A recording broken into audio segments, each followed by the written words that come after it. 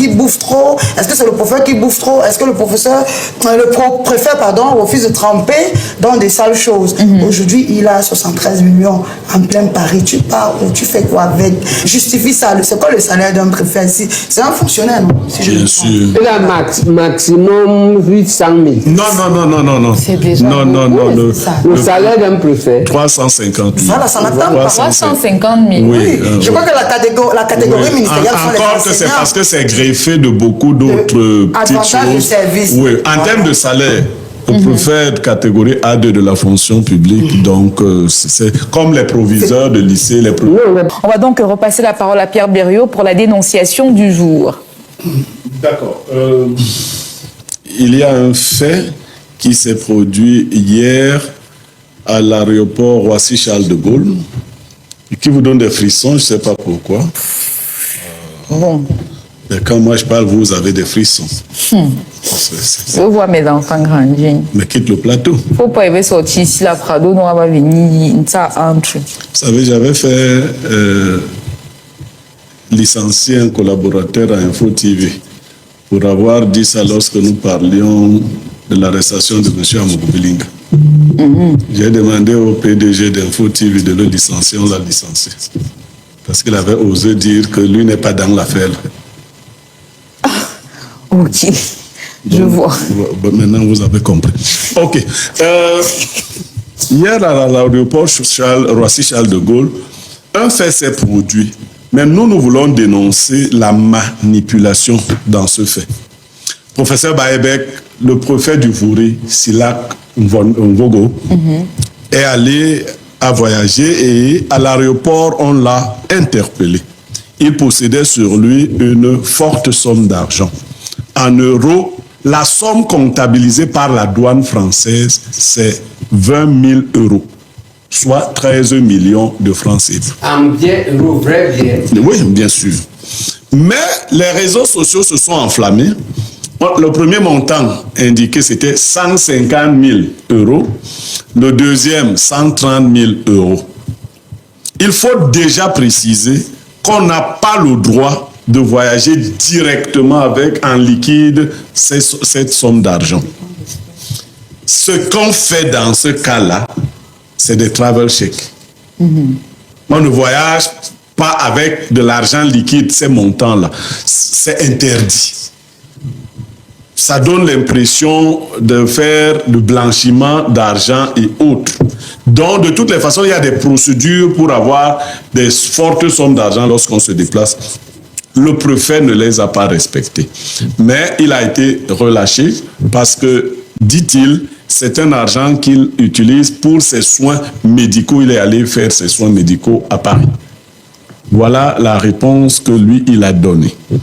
Je voudrais qu'on en parle pour clarifier, pour interroger, ainsi de suite. Et pour le faire, point n'est besoin d'invectives ou de quoi que ce soit.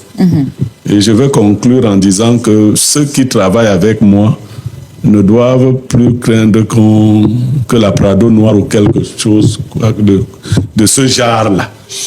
Pas parce que je serai un dieu, parce que nous sommes sur le juste. Nous ne sommes pas une télévision de buzz, nous ne sommes pas une télévision d'attaque personnelle, mais nous sommes aussi une télévision qui se veut libre d'analyser les questions de la République. Très bien. Princesse Sabo, votre analyse. Avant de poser un mot dessus, moi j'ai une question à poser au PCA. Si mes souvenirs sont bons, monsieur le PDG, c'est du même préfet qu'on parlait ici qu'il avait eu un mal avec le gouverneur du littoral de le saluer. Oui. Vous voyez donc le dia que le mal est profond. Oui. Vous pensez que le gouverneur l'a piégé? Bon, pas piégé. Je crois qu'il avait écrit une lettre à Moulinex, oui, disant que j'ai eu une éducation de prêtre. Voilà, ma maman m'a demandé comment se fait-il. Parce qu'on n'oublie pas, on n'oublie pas des choses. Quand vous posez une action, soyez-en sûrs que la vérité ne va pas vous rattraper demain. Parce que voilà, aujourd'hui, il a été exposé, le gouverneur est venu, le gouverneur a refusé de le saluer. À ce moment, on lésignait, on se posait des questions, il y avait confusion. Est-ce que c'est le gouverneur qui entend? Est-ce qu'il bouffe trop? Est-ce que c'est le professeur qui bouffe trop? Est-ce que le préfet, refuse de tremper dans des sales choses? Aujourd'hui, il a 73 millions en plein Paris. Tu parles, tu fais quoi avec? Justifie ça. C'est quoi le salaire d'un préfet ici? C'est un fonctionnaire, non? Si Bien sûr. Il a maximum 800 000. Non. C'est déjà Non. Le salaire d'un préfet. 350 000. Voilà, ça n'attend pas. 350 000. Oui. Je crois que la catégorie ministérielle sont les encore que c'est enseignants. parce que c'est greffé de beaucoup d'autres petites avantages de choses. service. Oui, en termes de salaire. Le préfet de catégorie A2 de la fonction publique, donc c'est comme les proviseurs de lycée. Non, mais parce que moi j'ai 450 000. Non, tu es enseignant d'université. Vous n'êtes pas. Non, mais c'est A2 aussi, 1300. Non. Les 450 000. Est-ce que vous avez le même indice? Non, c'est pas la même classification. Ah oui? Chez les A2, par exemple, les enseignants de lycée, ça s'arrête à l'indice 1140. Non, moi je suis à 1300. Je vous dis donc. Là où j'ai arrêté. Je vous dis donc que chez les enseignants, ça s'arrête à 1140. Bien qu'on parle de A2, c'est deux classifications différentes. Par exemple, chez les magistrats, ça va jusqu'à l'indice 1400. Vous voyez? Non, chez nous, ça va très loin. Mais comme Oui, donc je vous dis que l'administration territoriale, leurs indices aussi sont alignés sur ceux des enseignants. Donc, un préfet en termes salarial ne dépasse pas 350. Exactement. Ben, maintenant, il a beaucoup d'autres entrées officielles d'argent. Oui, beaucoup d'autres officiels au Cameroun. Un préfet au Cameroun, ça ne mendie pas. Non, on dit qu'il laisse ça, il ne touche pas à ça. Il faut combien de temps pour arriver 20 millions? Non, un préfet, vraiment, ils seront choqués que je le dise. Un préfet a facilement 13 millions par un mois. Voilà. Mais sur 6 mois, 1 an, il les épargne facilement. Au Cameroun, sans voler. Sans voler. Le préfet est très puissant au Cameroun. Je dis sans voler. Maintenant, voler ou encore faire des manigances, c'est tout autre chose. C'est des gens qui ont beaucoup de facilité de toutes les façons. Très bien. Abo, vous poursuivez. Oui, donc voilà, je voulais attirer l'attention des Camerounais. Oui, lorsqu'on fait des sorties, il faut essayer de mettre toutes les pièces du puzzle en place. Je me rends compte que c'est un préfet qui a toujours les problèmes autour de lui. Oui, je ne sais pas si c'est lui le problème ou il est tellement seul. Maintenant, il veut donc s'éloigner des problèmes. S'il est peut-être avéré que, bon, voilà, il a voulu Boza comme il sait vous expliquer le professeur, bon, il vous laisse avec votre pays. Le PCA, le professeur l'ont dit plus tôt. Aujourd'hui, l'argent, la monnaie est électrique. Je ne sais pas si tout est électrique. Ça veut dire que je peux être là, je transfère des fonds et je fais mon voyage, je m'en vais retrouver mes fonds là-bas, que ce soit pour la maladie, pour des achats, pour un business. Je n'ai pas nécessairement... Et ce n'est pas la première fois qu'il voyage, si je ne m'abuse. Ce n'est pas son premier voyage. Ça veut dire qu'il est habitué à ce genre de protocole-là. Bon, pour quelqu'un qui est même d'abord malade, je pense qu'il devrait se faire accompagner. C'est lui qui a des bagages, c'est lui qui a devenu fou. Pardon? Personne en tête te dit que pour son niveau, il est devenu fou. Il a tout oublié. Il a tout oublié. C'est pas son premier voyage. Pourquoi prendre ce risque? Et sachant que tôt ou tard, lorsque vous faites passer vos bagages, il y a, je sais pas comment on appelle ça. Le scanner. Le scanner, voilà. Donc vous êtes conscient de ce que on verra cet argent. Pourquoi prendre ces risques? Soit il est fou, comme le professeur a anticipé sur ma pensée, soit il veut fuir, comme le professeur l'a dit, soit c'est juste de la diversion. Il y a une histoire de blanchiment d'argent. Ou de la diversion même. Parce que pour mon jeune âge, Claudia, j'ai compris beaucoup de choses dans ce pays. C'est que il y a des choses parfois qu'on nous lance comme ça sur la table pour nous envoyer ailleurs. Beaucoup de diversion dans ce pays. Ça veut dire que vous vous concentrez sur un tel problème alors que par derrière, on fait passer autre chose. Très bien. Donc voilà mon analyse. Bonjour Claudia et à ton riche panel, grand frère Blériot. Je ne sais pas ce qui m'arrive avec ma langue, j'ai du mal à prononcer certains mots. Je commencerai par vous dire que vous êtes un homme digne, pétri de principes et de valeurs. Au regard de la situation, nous comprenons pourquoi le chemin ne pouvait plus continuer de l'autre côté, de même que Claudia. Suivez mon regard. Par rapport à la situation du préfet du Vouré, la lecture de l'heure a commencé. On se balade avec un tel montant en espèces. Il nous prend pour des imbéciles. Personne ne doit fuir.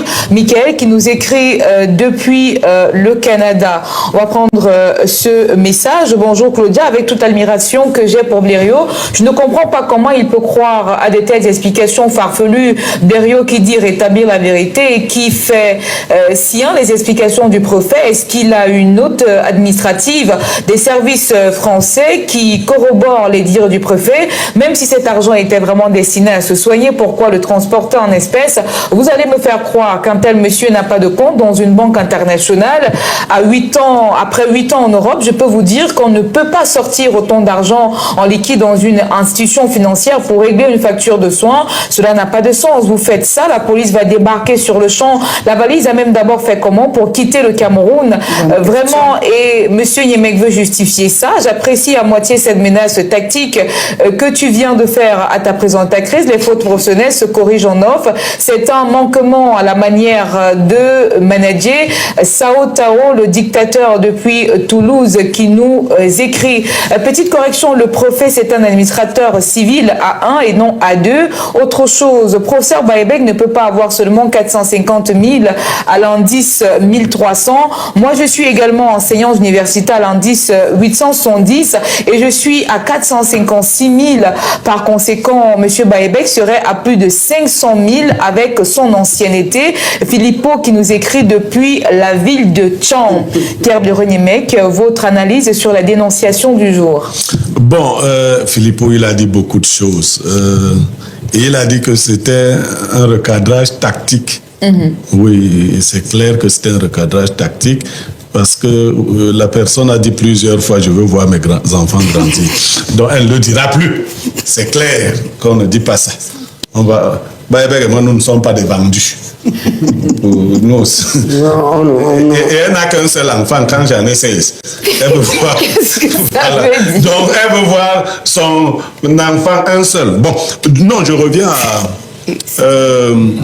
à la déclaration. Je n'ai pas soutenu la déclaration du préfet. Il faut bien écouter. J'ai dit que nous aurons le temps d'analyser. J'ai donné les différentes versions.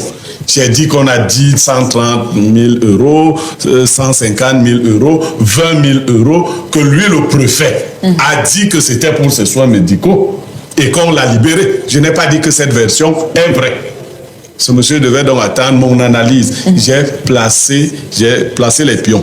Maintenant, mon analyse à moi, c'est que le gouverneur prend du petit lait du littoral en ce moment. Vous savez, le gouverneur du littoral est aussi pasteur des nouvelles églises. Après ça, il a beaucoup prié. Il dit que voilà donc ma prière qui a marché. Et voilà le préfet qui est exposé. Dieudonné Iva Diboa. Dieudonné Iva Diboa. Voilà donc, non. Le préfet est sorti avec l'argent du Cameroun parce qu'au Cameroun, il y a des trafics d'influence. Quand le préfet arrive à l'aéroport, on ne fait pas bien le travail. Mais il a donc cru que c'est encore les Camerounais qu'il allait trouver de l'autre côté. Vous voyez? C'est ça les passe-droits. Mais il est libre. S'il est libre, ces gens-là sont complices. Non, non, il va être libre parce que si les Français arrêtent un Français. Non, non, moi je pense même que si on veut même parler d'équilibre, c'est parce qu'on nous traite comme une colonie. Si un préfet français entre avec l'argent ici, personne ne va lui poser des questions. On appelle ça les valises diplomatiques. C'est-à-dire qu'un préfet français, lui, vient avec l'argent. Personne à l'aéroport de Yaoundé ou de Douala ne va fouiller les bagages d'un préfet français. Je ne vais pas valider ce qui se fait. Je dis que, parce que nous sommes des petits pays. Mais si on veut que la loi soit bien respectée, qu'elle soit respectée de part et d'autre. Un préfet français arrive ici avec une valise d'argent, à moins que l'État camerounais ait un problème particulier, personne à l'aéroport du Cameroun, dans un aéroport camerounais, ne va fouiller. Déjà même que c'est le chef de l'aéroport qui ira accueillir le préfet en question et va leur accompagner. En revanche, eux, ils appliquent la loi quand on est chez eux. Et c'est bien. Moi, je ne trouve pas normal qu'un individu quelconque, même homme d'affaires qui a des milliards, se permette de voyager avec de l'argent liquide de ces montants-là. J'ai des amis qui ont tenté une fois de mettre des sommes importantes dans les valises. Mais ils se sont retrouvés dans des sales draps. Dispersés dans plusieurs valises ou bien? Dans les habits et tout ça. Non, la machine a détecté. Oui, mais à l'intérieur de Mintumba, non, il y a des... Bon, et ça indique déjà que la source de l'argent n'est pas traçable. Traçable, oui. Parce que vous avez peur qu'on vous dise comment vous avez autant d'argent. Alors, quel que soit le montant retenu, c'est des montants importants. 13 millions, c'est le plus bas qu'ils ont donné. Et l'autre montant, c'est 85 millions, 130 000 euros. Le dernier montant, c'est 98 millions, près de 100 millions. Alors, il faudra bien qu'on nous dise quel est le montant réel qui a été retenu. Parce que si c'est l'un des deux autres qui ont été annoncés, on va donc dire que le préfet est très dangereux. Parce que même un préfet, sortir avec avec autant de dizaines de millions. C'est vrai qu'il est petit par rapport aux grands satans. Chez les grands satans, c'est un milliard. Non. Le préfet encore, il se débrouille encore dans les centaines de millions. Une opération chirurgicale, ça peut aussi s'expliquer. Non, je dis qu'il n'y a pas c'est pas la santé. Non. Je dis ceci. Le problème n'est pas qu'il ait cet argent, c'est qu'il transporte cet argent en liquide. Quand vous avez fait un thème ici la fois dernière sur le blanchiment d'argent, En effet. Effectivement, c'est pour ne pas tracer l'argent que les gens transportent l'argent liquide. Et on vous dit donc que les organismes de contrôle ont fixé des limitations pour qu'un individu ne sorte pas avec autant d'argent liquide. Il part le mettre où? Ou bien il va continuer en Suisse. On ne sait pas quelle est sa destination. Même à l'époque, moi j'avais eu une de mes tantines qui avait eu beaucoup d'argent faux à l'époque. Et il n'y avait pas tout ce qu'il y a maintenant. Mais pour que ce soit bien gardé, elle est venue dans le village, elle a distribué l'argent à plein de maisons.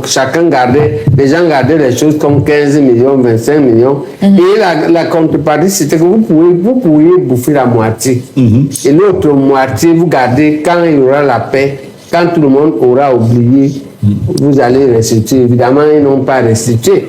Pour dire que même le préfet pouvait laisser l'argent, on va lui faire les Western Union, ou les Orange Bond. Non, c'est une partie. Non, je vous assure, pour nous qui faisons des... Non, même Orange, même les applications, les tap-tap, ceci, quand vous atteignez un certain montant, on vous bloque. Non, vous faites sur plusieurs jours. Oui, je dis vraiment plusieurs jours, mais il n'allait pas pour passer toute une année là-bas.